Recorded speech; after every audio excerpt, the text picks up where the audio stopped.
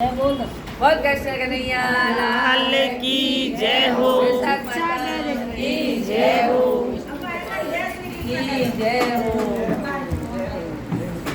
चौथा अध्याय। नारद जी बोले, हे राजन, जैसे रसों में दूध, दूध से दही, दही से घृत उत्तम है, ऐसे ही मासों में कार्तिक मास, कार्तिक के मास से वैशाख मास अधिक है। इस धर्म को करना बलगद के बाहर की तरह बढ़ता है। मेघ के संक्रांति के मधुसूदन भगवान के ध्यान तथा प्रातःकाल स्नान करके विष्णु का पूजन करें और नीचे लिखे मंत्र से मधुसूदन भगवान की प्रार्थना करें। हे मधुसूदन, देवादिदेव, मैं वैशाख में संक्रांति भर प्रातःकाल स्नान करने की कामना करता हूँ। आप इसे निर्वध्य पूर्ण कीजिए। फिर अर्घ देते हुए, हे मधुसूदन, आपको अर्घ देता हूँ, उसे भली प्रकार आप ग्रहण कीजिए। गंगादी, नदी, तीर्थ सब जलाशय मेरे दिए हुए अर्घ के प्रसन्नता के ग्रहण करो और मुझ पर प्रसन्न होकर यथोचित फल दीजिए। फिर वस्त्र पहनकर आहार्जित कर्म को करो। फूलों के भगवान का पूजन करें, विष्णु भगवान के वैशाख माघ संबंधी कथा सुने और कोटि जन्म के संचित पापों से छूटकर मोक्ष को पाता है। पृथ्वी, सड़क, पाताल कहीं भी दुख नहीं होता, कभी गर्भ में नहीं आता और न कभी माता का दूध पीता है। वैशाख मास में जो तेल मलता है, दिन में सोना, कांसे के बर्तन में भोजन, घाट पर सोना, घर में स्नान, निषेध भोजन, दोबारा भोजन, रात्रि काल में भोजन करता है, वह उत्तम उत्तम कथा नहीं सुनता, न किसी तीर्थ में जाकर स्नान करता है और न दान देता है, वह नरक में जाता है। चंडाल योनि को प्राप्त होता है, उसे कुत्ते की 100 योनि से वर्ष तक पूर्ण प्राप्त होती है। फिर गधे और खच्चर की योनि प्राप्त कर नरकामी होता है।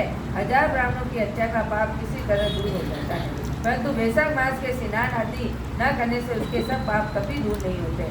वैशाख मास में नियम पूर्वक कमल के पत्तों पर भोजन करने और सब पापों से निवृत्त होकर विष्णु लोक मिलता है। वैशाख मास में दोपहर के समय मार्ग में चलकर अपने घर पर आए हुए या थके हुए ब्राह्मण को सुंदर आसन देकर उसके चरण को दबाता है, वह चरणोदक और मस्तक पर चिपकता है, वह सब बंधन से कट जाता है। उसे गंगादी संपूर्ण तीर्थों का स्नान करने के बराबर फल निश्चय ही मिलता है।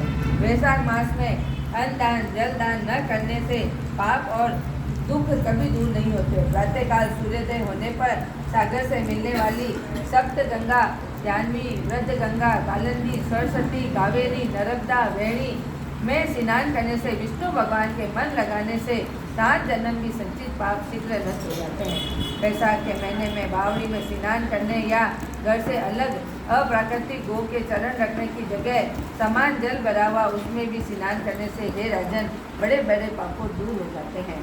और जो कोई धन संपन्न और दरिद्र हो या पराधीन हो, उसे जो वस्तु मिल जाए वो उस ब्राह्मण को दान देना उचित है। कंदमूल, फल, साग, नमक, गुड़, बेर, पत्र, जल और छाछ जो वस्तु दान में दी जाएगी अपरिवर्तित हो जाएगी। दान न करने से दरिद्रता आती है, दरिद्रता होने से पाप किया जाता है, पाप करने से नरक मिलता है। इसलिए सुख और इच्छा करने वाले अवश्य दान करना चाहिए। क्यों? बड़ा मकान अच्छा सुंदर और सभी सामग्रियों से सुशोभिमान हो, मगर उस पर छंद ना हो तो शोभा नहीं पाता। जैसे दया ना होने पर सब गुण व्यर्थ है, वह उत्तम साग के बिना नमक से स्वादिष्ट नहीं लगता। जैसे कोई पुरुष स्त्री श्रृंगार होने पर भी अच्छी नहीं लगती, ऐसे ही वैशाख मास में धर्म, कर्म या स्नान आदि नहीं करता है, उसे किया व्यर्थ होता है। वैशाख मास में तीर्थ यात्रा, जब यज्ञ, दान, होम आदि फल अधिक होता है और तुरंत फल मिलता है। हे मधुसूदन, भगवान इसके देव और किसी वैशाख मास में मधुसूदन भगवान का पूजन नहीं किया जाता, वह मूल बुद्धि शुक्र योनि को पाता है।